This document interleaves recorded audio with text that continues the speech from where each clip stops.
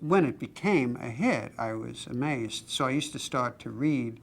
I used to ask them to send me some of the fan mail because I wanted to see. And it was really weird because you would get a letter on beautifully engraved stationery from a woman writing to Uncle Barnabas in very elegant handwriting and from an address in, you know, a very upper scale community. And she would write, "I just want you to know how excited I am when I watch you.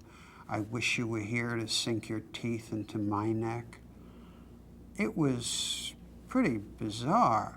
And we used to have to drag poor Jonathan Frid to some of these promotion things. If a new station became affiliated with ABC, they wanted Jonathan Frid.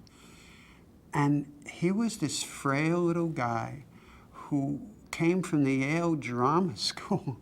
And, you know, to him, acting was acting, but he was this scared little guy. He used to be sitting in the limousine afraid to get out because he'd see these women screaming, waiting for him, and he was scared to death. And if there was ever an unlikely matinee idol, it was certainly Jonathan Frid. He was, you know, but it was bizarre. It was really bizarre. Some of my friends said to me, "Come on, you know, it's just, you know, it's odd of you to sit there and read the fan mail that's coming to Dark Shadow." I said, "I'm just getting a feeling for the audience." But it was bizarre. There was a whole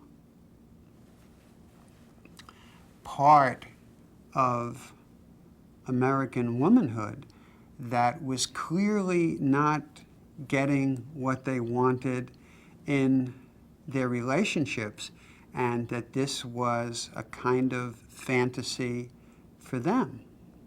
You know, all those books where you had the strong guy standing on it, and there was the woman with the torn bodice, and, you know, they were the same story over and over and over again. But they had this huge audience, and, you know, it said to me that it's not always boy meets girl. I remember that one letter. I think it was from a suburb of Michigan. It was of Detroit, a very upscale. I remember that, and I thought, a woman is sitting there, clearly an educated woman. It was a very articulate letter, beautifully written, very expensive stationery, and sitting and writing this to Jonathan Frid. We were aware that teenagers and young people were watching it. It was, ABC always had an easier time attracting them. But the women, we had women watching that show. That was the core. That's why we were able to sell it for high-priced advertisers, because you can't just live on teenagers and kids. But we knew that of all the daytime serials that were on the air, the daytime dramas, it had the largest audience for its rating size of teenagers and kids. At ABC, for us, we didn't have to win the time slot. I mean, we just had to show up and be there. But also, advertisers liked it because it was so known, and it was like cool to be on Dark Shadows, and it was talked about, and maybe then their commercials would be talked about. So I think we got credit for more of an audience than we had. It was an original. I think that's why any programming remains, because it's an original. That's why. I think because the television shows that made an impact and lasted were all originals. The rip-offs are not remembered. Even if they got ratings for a short period of time, it had to be an original. That's true of Fantasy Island. It was true of Dark Shadows. The dating game is still on the air, and so is the Newlywed Game. And now there are all kinds of variations on the dating game.